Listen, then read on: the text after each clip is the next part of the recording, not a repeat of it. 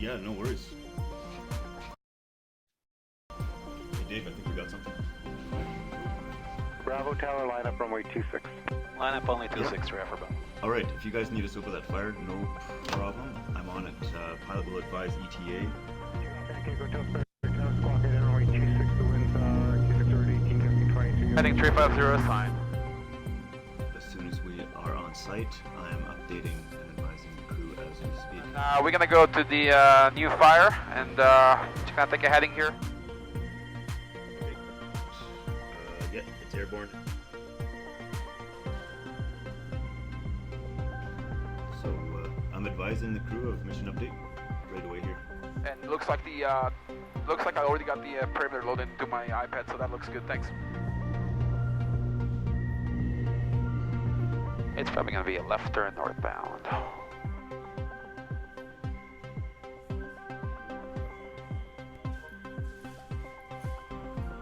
Okay, copy that.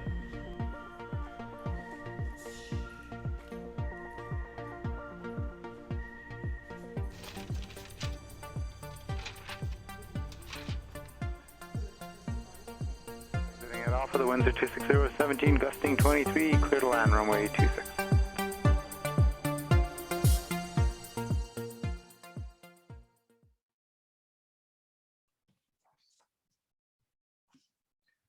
Okay, hope you enjoyed the video.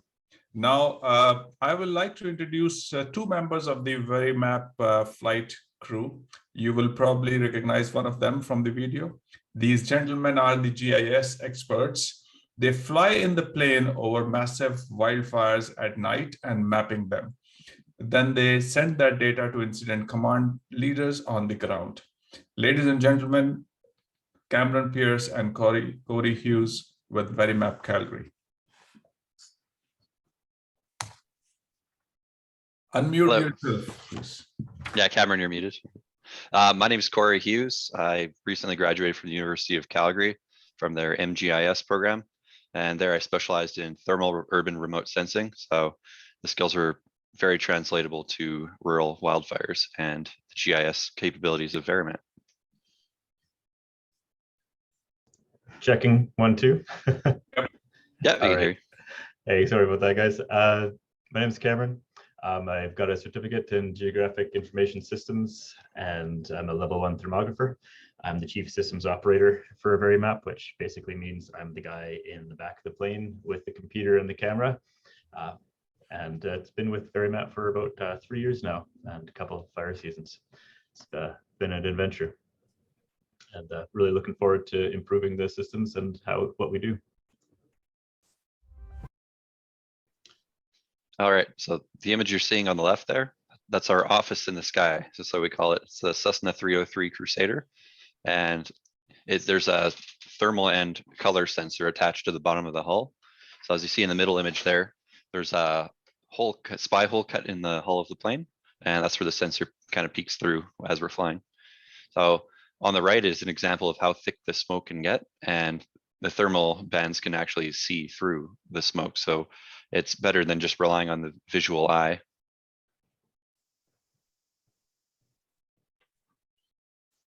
And this is a little video of the camera in action. It actually is the step stair system, has a specific angle and number of stops and pictures that it takes. So it gives us a wider field of view. So when we do fly and do sensing, we can do a lot more quickly and efficiently. Yeah, so that's a basic idea of what our plane looks like and what the tech is. As far as how we do it, let me take you into the cockpit with me for a few minutes. Just imagine the light smell of wood smoke, and you get to see what it's like in action here.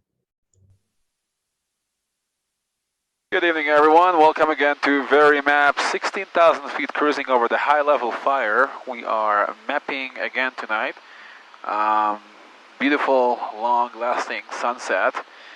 And the nice thing about tonight is that we're doing the fire perimeter. So we're really flying the perimeter, and as we go, we're able to determine if the fire is expanding.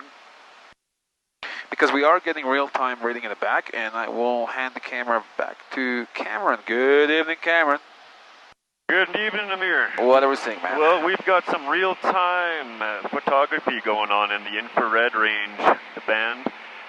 We've got our fire going on right below. You can see the perimeter that we're going to be following here for our map that was supplied to us by the fire marshal of the area based on past fire mapping and the satellite imagery.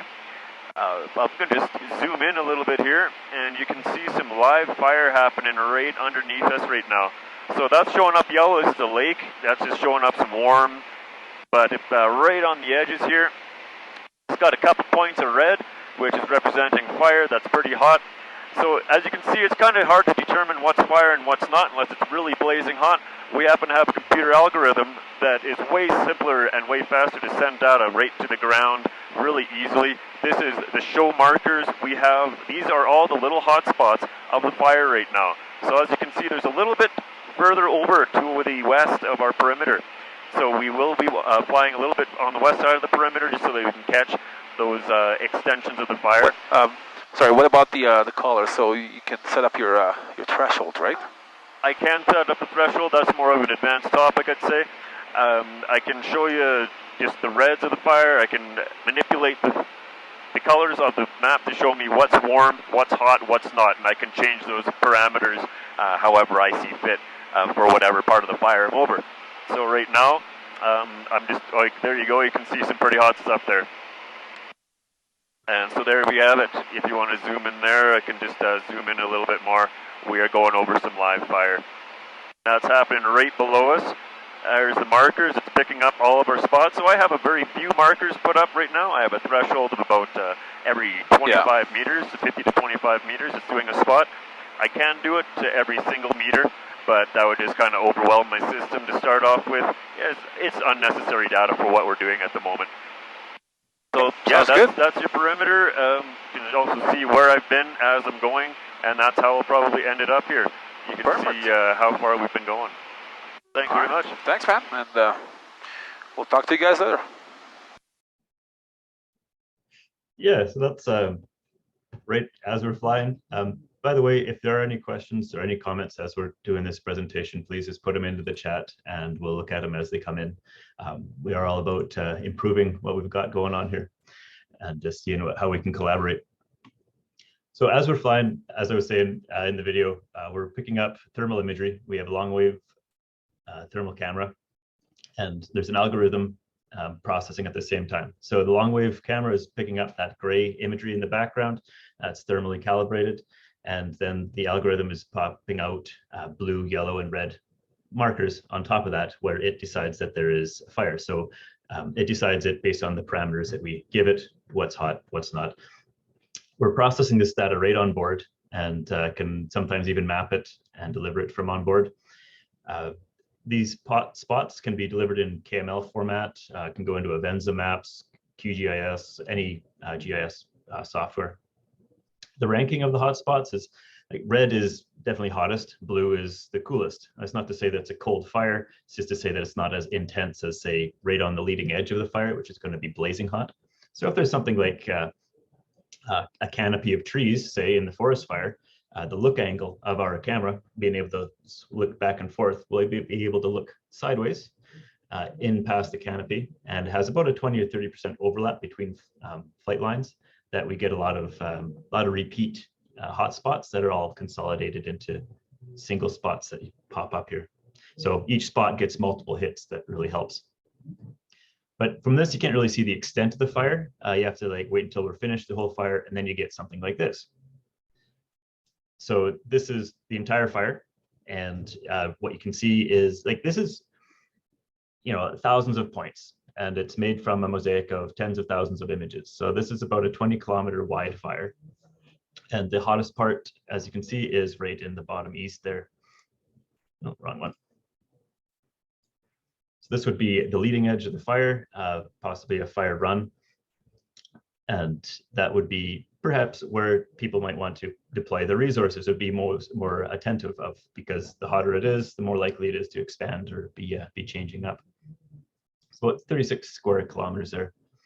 Another thing to note here is right up in front, are these spots that aren't part of the main body. And that can happen when you have, say, a higher wind or a larger fire that's hitting the ground. So ash, tufa, any of the moss that has been ignited is going to get carried aloft in the thermal convection current and might land up to like kilometers ahead of the front of the fire. And that can cause new fires altogether. So detecting those spots, early detection of the hot spots that have leapt ahead is pretty important. And it's something that we can pick up here. Cameron? Yep. I have a question from Stephen Greenberg. Great videos and invaluable service, he says. And do you use some form of AI, for example, deep learning, to predict the fire's trajectory? If so, do you use wind speed, wind direction, moisture, etc., to make these predictions? Thanks. Great question. Thanks, Steve. This data that we collect would be put into an algorithm or an AI deep learning software that you're talking about, maybe Prometheus or one of the others out there. We don't use that. We have our algorithm just detects the hotspots themselves. Yeah. Yeah, so using this, we can also create a perimeter. We just trace an outline around the body of the fire, and that KML or shapefile gets sent out to whoever is needing it. So the incident command and the GIS professionals. So up to you, Corey. Yeah, so as Cameron was saying a couple slides ago, our data is very easily usable in several different programs. This program here is Google Earth, and this is a fly-through. It's not true 3D, it's a 2.5D, so the height is exaggerated a little bit to make it look a little nicer. You can see the fire going along kind of the valley and part of the mountain there, but yeah, this is a geo-referenced image file. So our images can be projected in real time as well, so that you can see and compare to other maps as a layer. So this image here, this is the bottom right corner. You see the purple line kind of following the wide swath. That's the purple line is our flight path. And as we fly along, you can actually see the 5 kilometer wide swath of thermal imagery. The darker is cooler and whiter is hotter. So as we fly by, you can see the old perimeter is the blue outline, and usually we'll get a request to fly the fire, and it'll be based off of the old perimeter, and they'll ask us, hey, fly around this and see what you can find. So the green was what we actually found using this scan. That's the new perimeter. And if you see the white box in the top right corner there, that's actually the perimeter drawn around the hotspots we've detected. So and then that's the spot that they should be focusing on, because that's more than likely to spread. So it's a good way to utilize resources by detecting where the problems are. Yeah. One thing that's great about our plane and our wide swath is that we're actually able to fly quicker and a little bit faster as well. So in this image here, you see one big fire at the top, you see about a medium fire in the bottom there, and a couple small ones in the middle and the left. So we're actually able to fly a few fires in one mission.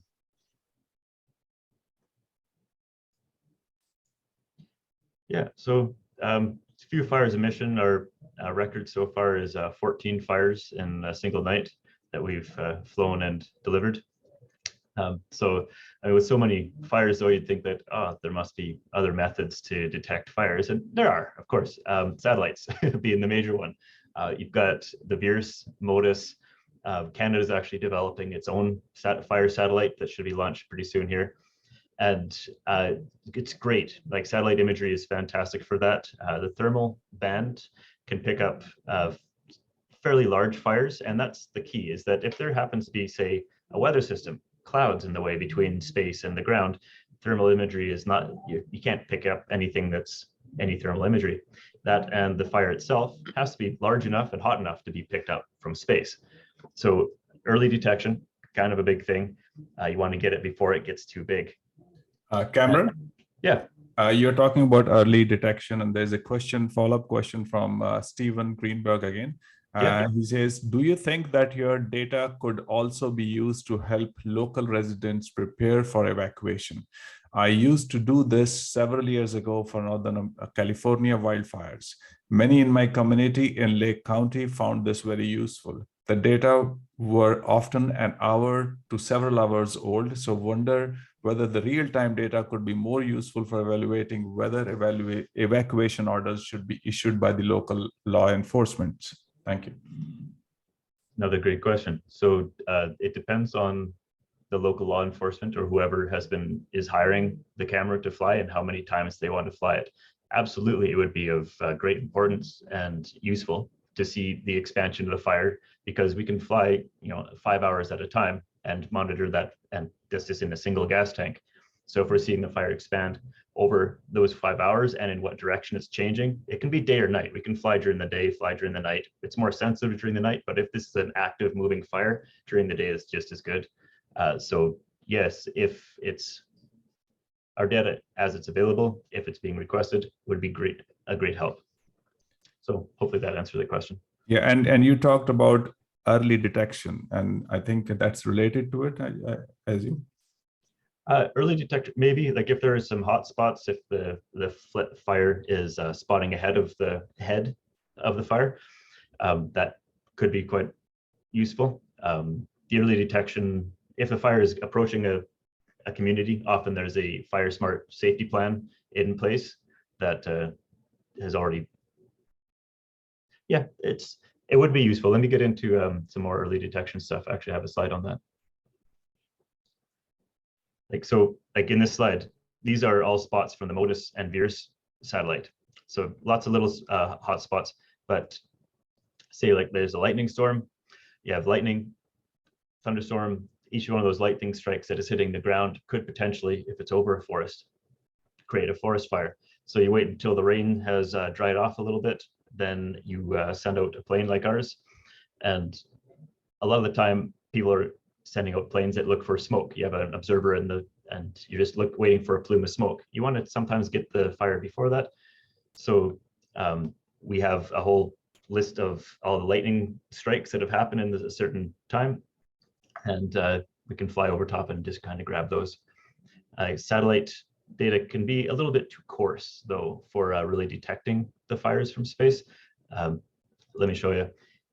Like on the right here, this is MODIS data. So it's about a 1 kilometer pixel. And VIRS is a 375 meters. Within that 1 kilometer, there is a fire somewhere that's hot enough to be seen from space. Problem is, you don't know if that's crossed a road. Like look at those orange squares on the left there of that one there.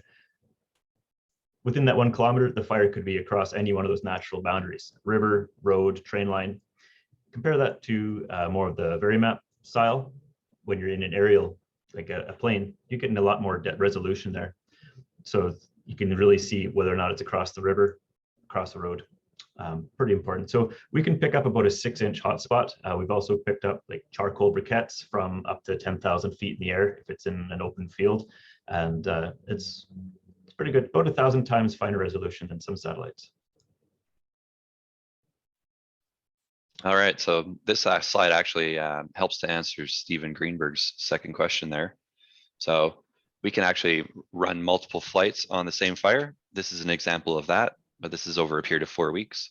We obviously could, with the right amount of crew and the right amount of fuel and planes, we could fly every 5-10 minutes if needed. So this is just a time-lapse example of one fire that you can kind of see how it got out of hand and how it traveled along the terrain. So this is the kind of data that's very useful for doing quality control for prediction models like Prometheus, and also just to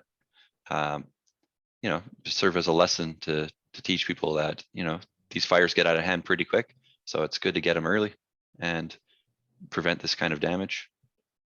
Yeah, pretty big fire too. This one was yeah, as you can see, like 810 square kilometers. Yeah, it started off only as 18 square kilometers.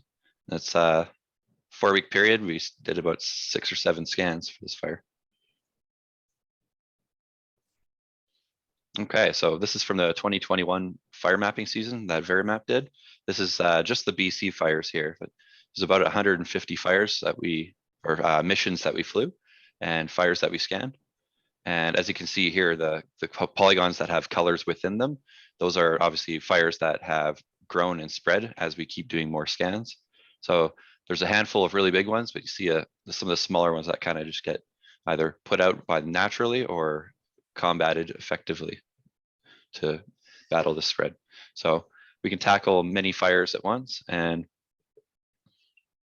this is, you have 26 missions over 40 days, and we end up mapping over 150 fires. So one thing that people think of is, well, why is the thermal sensor great? Well, part of the reason it's great is because when you actually look at these fires close up and from afar, you can see that it's difficult to see the fire itself. The left image there is from the cockpit of our Cessna 303. And it's actually rare to be able to see the fire through the smoke like that. But so that was just a great image to show. But generally what you'll end up seeing is a bunch of cloud cover, like the middle image. And you can kind of see maybe what a perimeter might be in the top of the image there, in the top middle. But more rare is when the wind travel goes against the travel of the fire. And that's what the image on the right is there. So you can actually see some of the fire in the fire crown spreading, and the wind is actually blowing the smoke the opposite direction. So that leads to this slide right here. And this is kind of a thermal visualization through the smoke of the last slide. So go back to the last slide just briefly here. So if you look on the far right there, you can see just a little bit of fire on the perimeter. Thank you for the zoom in, it's perfect. So you can see kind of some of the perimeter there, but you can't see if there's any fire before that still. So you don't know if it's okay to go put out the fires and kind of chase what might be containable still. So just go to the next slide. So this lets us see where the fire is and to draw a perimeter around it for fire crew. And we're trying to make it seeing through smoke and making the invisible visible. Yeah, so it's pretty astonishing what you can see from the plane during the day. During the night, it's actually surprisingly little that you can see. The hot spots aren't blazing hot enough to be bright, that I can see them. Or they're obscured by smoke. So once in a while, we'll hit the head of the fire where there's just that much fire just crowning, and it's a kind of scary sight. Something we don't like to see is this is a mission from a couple years ago where we were called out, and it was a smaller fire. They detected it by satellite, and then it was cloudy for a period of days, and they weren't getting any new updates. And so hey, Verimap, can you go up and can you scan it? They'd be getting local reports that the fire was approaching the road. We go up, scan it. Not only is it across the road, it's past the river as well, and it went on for another 10 kilometers past on the east side of that river, which was just crazy. And right in the middle there, you can see like this is the urban wildfire interface right here. This is a highway. You've got a train line, rivers, houses, machine shops, and it's really unsettling in some ways to see the human impact of a wildfire. Scale bar, it's about 1 kilometer. And so you see right there at the bottom, that's the scale bar. If Modus was flying this one, you wouldn't be able to tell exactly where the fire was. And it's crucial because if you have the fire coming, you can set up a fire line along that natural break. A huge windstorm had just come and blown it right across. And so really important to get some containment there. But yeah, resolution, just crucial. This is an image of, if you were to see it through Modus's eyes, this is the scene of a wildfire. So I'm changing the scale, or not changing the scale, I'm just changing the resolution a little bit. So this is from Modus, this is about Veers, the other satellite. Then you get into some of the higher resolution methods. So this is about getting down to 100 meter pixel, 50 meter pixel. Finally, you're being able to see some, what a fire looks like and where the fire is. It's not until you get to 1 meter, which is our average here. We're flying about 10,000 feet. The 1 meter pixel resolution, you're really seeing the boundary and the detail of the fire. So it's just really astonishing what fire can do. It's in a way, not something that a lot of people get to see, and what wildfire looks like from the air. So like results of the imagery once compiled, like this is say 2,000 images all compiled, flying at 10,000 feet. It took us maybe 10 minutes to map, but it's over an area of dozens of square kilometers, so thousands of hectares. We can cover nearly, like, what is it, 200,000 acres, or 200,000 acres an hour, about 1 million acres in emission. So it's a lot of fire you can put into that. Cameron, so- do you mind going back just one slide? I just wanted to explain the Yeah, slide a please. little bit better. So this slide here, it's actually been resampled to different resolutions, to different pixel resolutions. So if you, can you cycle just through all of them again? This is the same image, just with different resolutions over the same area with the same image. So this is kind of, so kind of what Cameron's saying is like, this is what the sensors would see and what would be delivered. So I remember I showed this to somebody else before and they had a question like that. So I figured I would just answer that No, one no. preemptively. All right, perfect. Thanks. Sorry to No worries. No throw worries. off your flow. You were doing great.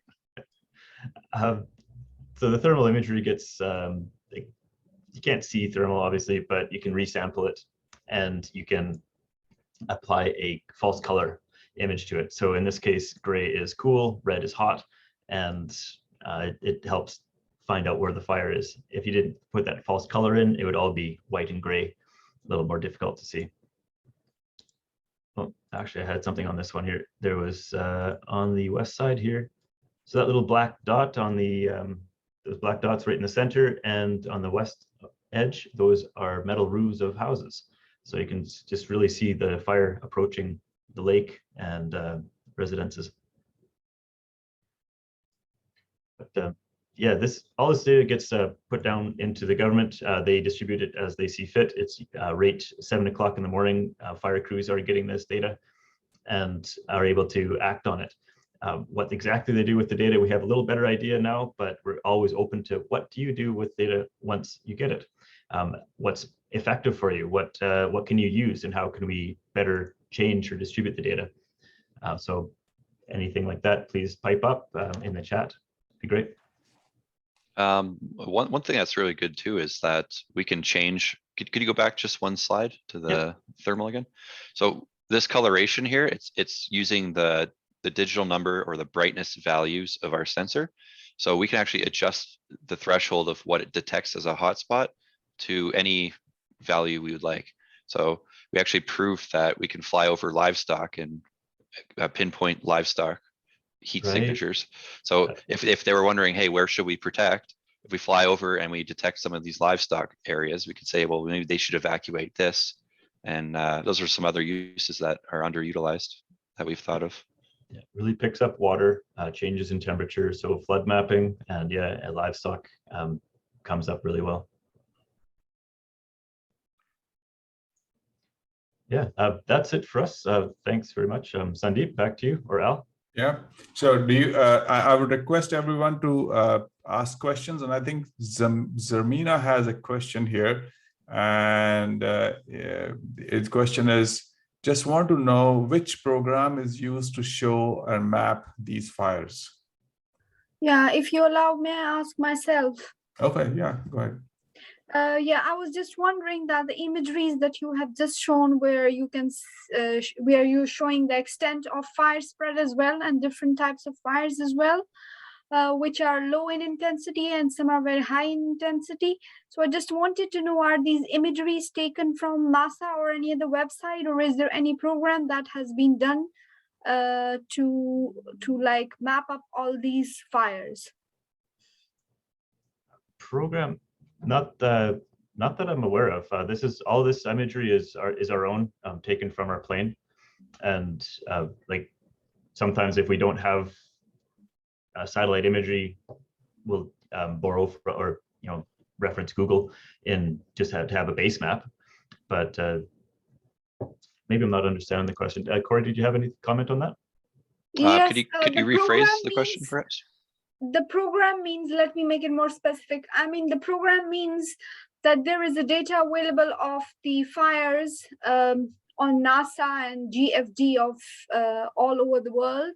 So different people use either QGIS or R programming to map up those fires for a particular area.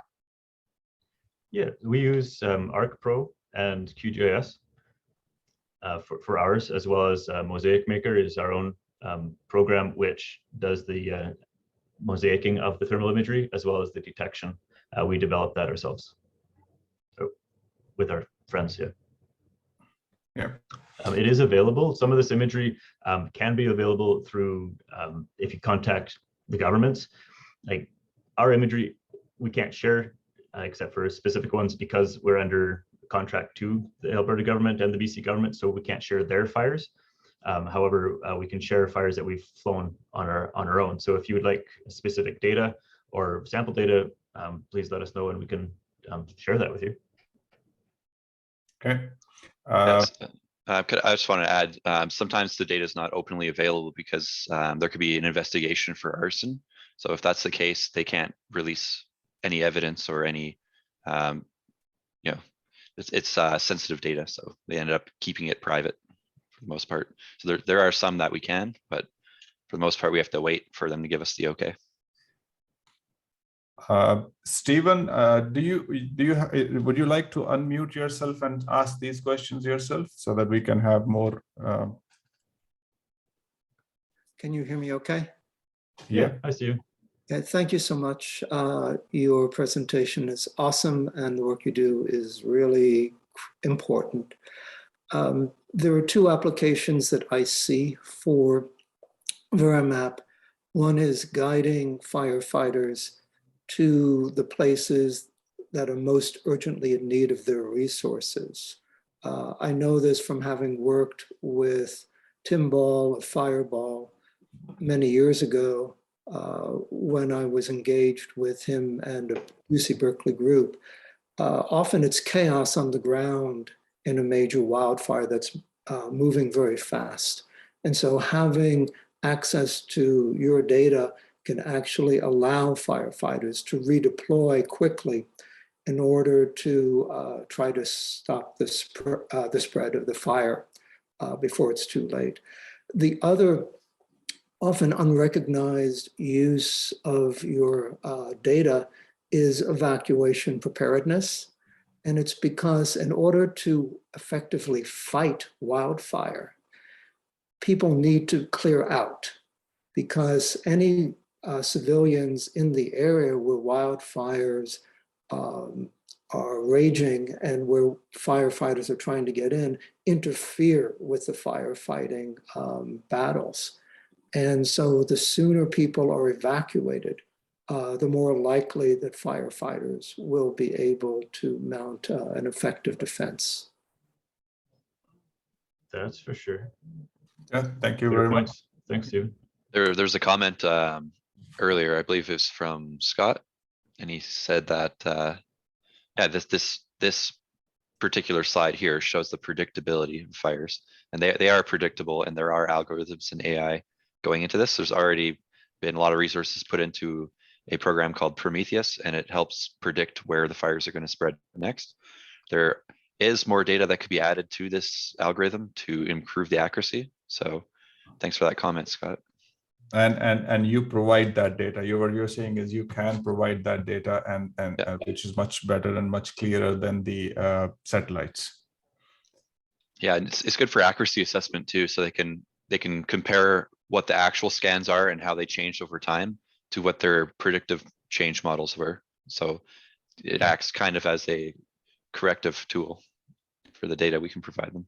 Yeah, one of the comments that I remember hearing is that there are base maps that are available through like fire weather base maps, and Canada and each of the provinces puts out, say, a DUF moisture code and fuel load and what kind of areas have certain vegetation and what the likelihood of fire spread is in a certain area. And so that could be also put underneath the maps. So a person might be able to see more readily, oh, this is approaching a very dangerous zone of dry timber versus another part of the area of the fire that is approaching a lake or a moist wetland or say a stand of aspen that isn't going to be burning as quickly. So another way just to understand how to deploy resources. Awesome. May I request Stephen to send your email in the chat so that we can be in touch with you? And we would like to learn more about your challenges and understand how we can use Verimap's data to better do this work. Thank you. Thank you, Stephen. And any other question? We have some time still, and we would like to, I have a question for you, Corey. Can you go back to the slide which shows the MODIS comparison to our what we provide? Yeah, this one. I think that requires a little more explanation. Were you able to show again? Sure. So rivers and roads are natural fire breaks and are main spots of access to defending a fire, back road trails and such. You're not going to be bushwhacking too much. You're only going maybe 25 feet at a time as far as your hose reaches to extinguish fire. So those roads are very important to know what side of that road is the fire. Has it jumped your fire break? Because then you're going to have to be chasing down a fire where you didn't think it was going to be.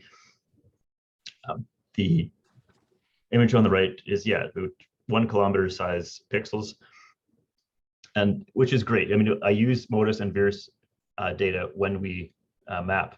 Like before each of our fires, we'll have already received a perimeter of the previous day where the fire is, how big it is. But when I'm flight planning, I download the latest NASA data, VIRS and MODIS, and overlay those points over top of our existing perimeter, just so that I know from a satellite's perspective, if there is that update, what I can expect to be mapping that night.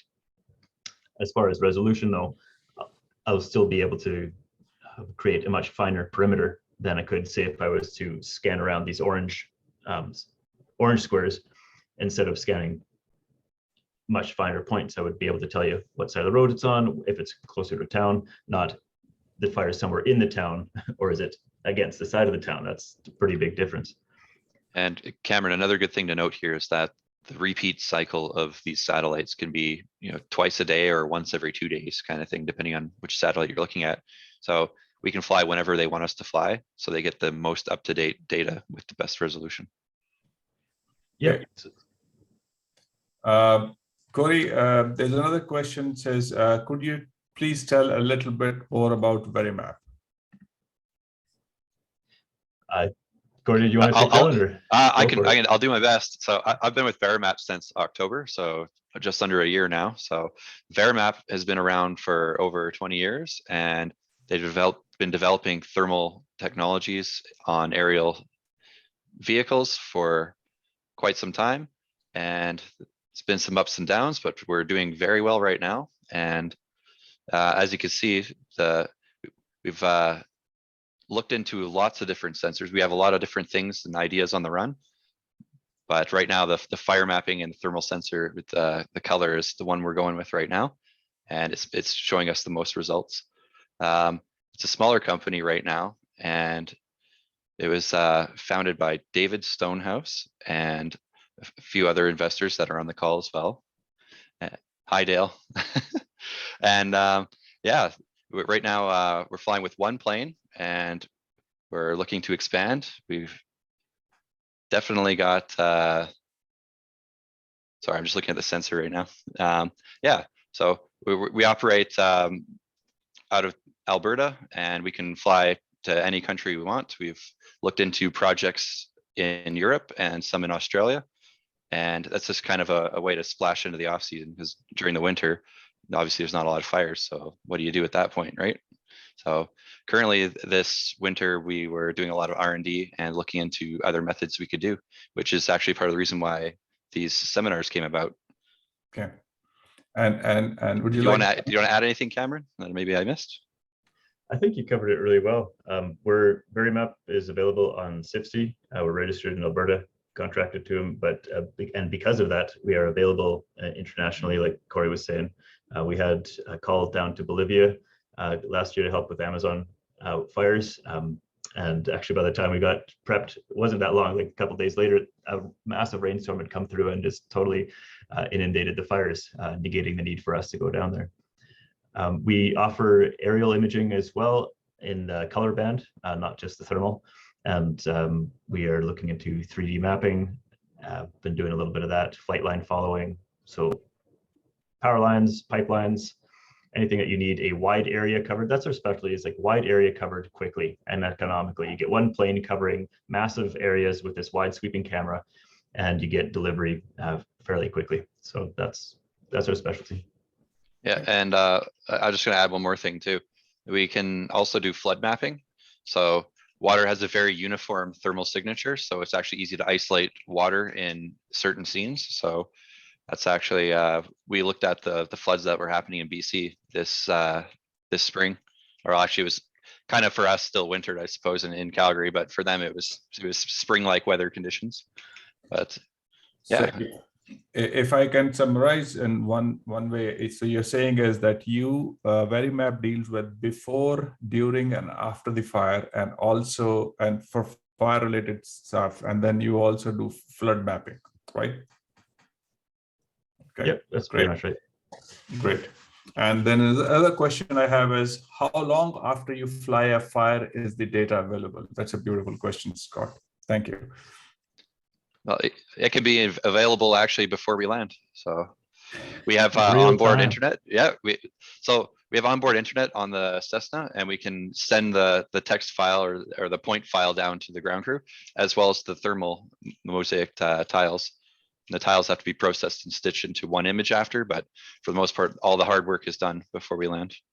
Yeah, so this, what I'm collecting right now, like the blue, yellow, and red spots, that is a file being written as it's going. So in a KML, it's being written, and all I need to do is click a button, and that's saved up to that point and can be is emailed to whoever needs it. And that KML is obviously opened up in Google Earth or whoever needs it. So real time as we fly can be delivered multiple times per fire, each line of the fire.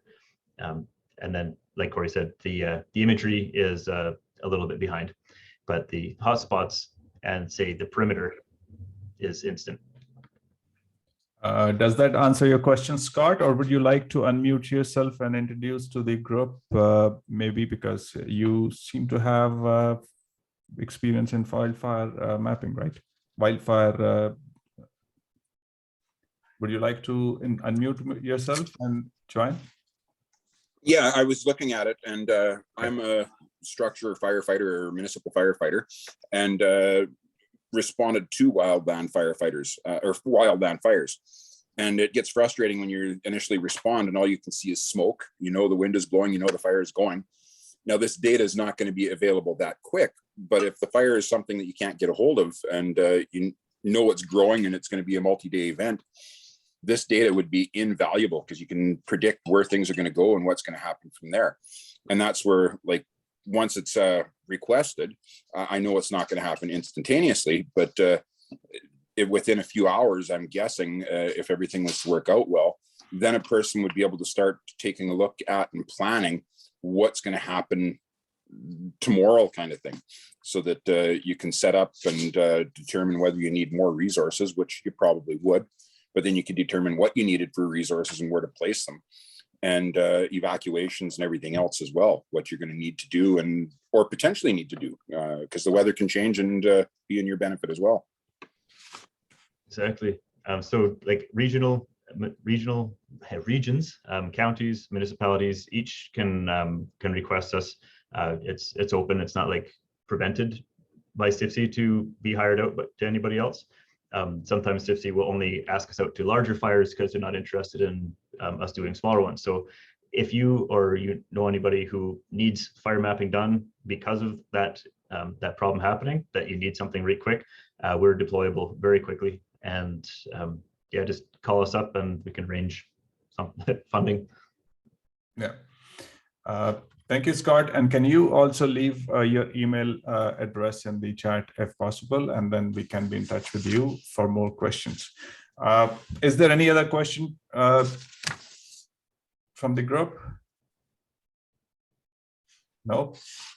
So Corey and Cameron, thank you very much. As a I think there is another question. Okay, thank you very much. I think John Bruce says, John Bruce says, Cameron and Corey, this is an example of what we were discussing with that outside the parameter highlighting or color coding that can inform the subject that Scott has referenced. And I think we can cover that as, or would you like to say something on that? John, would you like to say something? No, I just wanted to make it so that it reminded them of our conversation, because we were discussing similar things to what Scott was wanting the extra information for. But those ideas may help inform that, what the information he was requesting, with a quick glance at the map. Okay. Thank you, John. And if there is no other question, we can carry on. Corey and Cameron, thank you very much for the detailed answer to all the questions. As a follow-up to this webinar, we would really like to meet everyone who has joined us today. Of course, there is no obligation, we are providing this information, but we will be sending you a 15-minute Zoom coffee invite if we get the email IDs, so that we can get your thoughts on how to improve wildfire management from any angle, and but especially in terms of data-driven approach before, during, and after the fires. We hope you have got something of value out of today's webinar, and we look forward to the possibility of having another conversation soon. Once again, on behalf of everyone and our sponsor, Verimap Calgary, Canada, thanks for attending. Have a great day. So this is a official end of the webinar. I will keep it open for any questions, because I see a couple of people joining just now. And if they have any question, we will be on for another few minutes. Is that okay, Corey and Cameron? Sounds good. Yeah, perfect. Yeah. So anybody we are officially end the official end of the webinar, and any other question you have, please ask and unmute yourself. We have experts who can answer this question right away.